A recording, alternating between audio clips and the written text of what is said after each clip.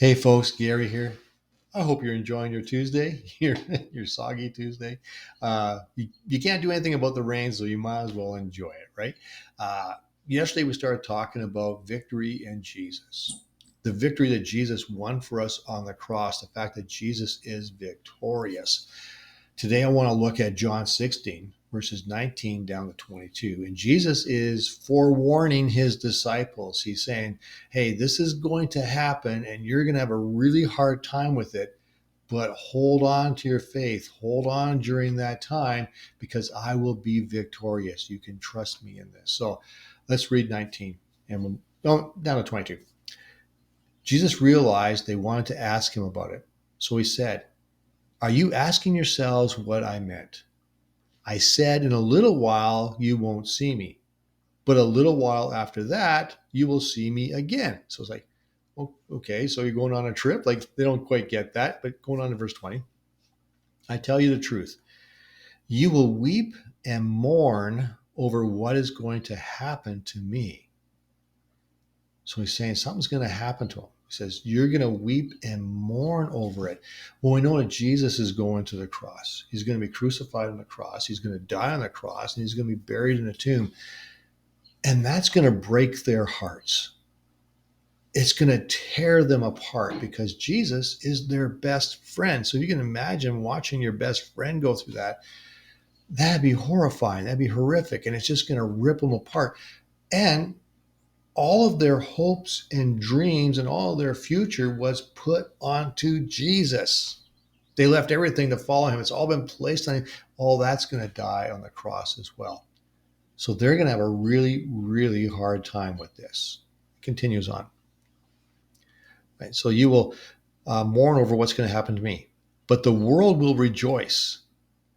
The world's going to rejoice because they're going to think they got rid of a problem. Satan is rejoicing because he truly believes he has killed the Son of God. The world feels, they figure they have won an incredible victory, but they haven't. It's actually Jesus who's winning the victory through that death on the cross. It's Jesus who is victorious.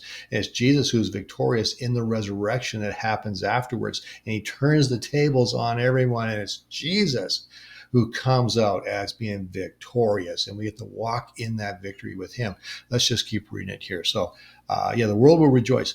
You will grieve, but your grief will suddenly turn into wonderful joy when they see the resurrected Lord. It will be like a woman suffering the pains of labor. When her child is born, her anguish gives way to joy because she has brought a new baby into the world. So you will have sorrow now, but I will see you again. Then you will rejoice, and no one can rob you of that joy. They're in the darkest night of their lives when Jesus dies and is buried in a tomb. They're in this super dark place. It is so hard for them. And then what happens? They see Jesus.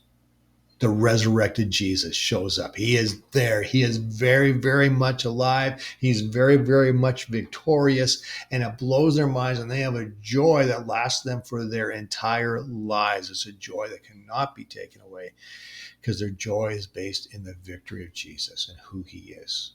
And we can have that in our lives too. We can go through really, really hard times. I'm sure you've gone through harder times than I have. But we have a joy given to us by God because we know that's not the end. And we know that God is victorious and he will make the day. He will save the day.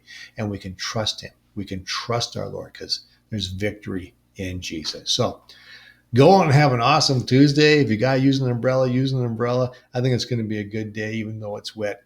But remember, Jesus is victorious in all things.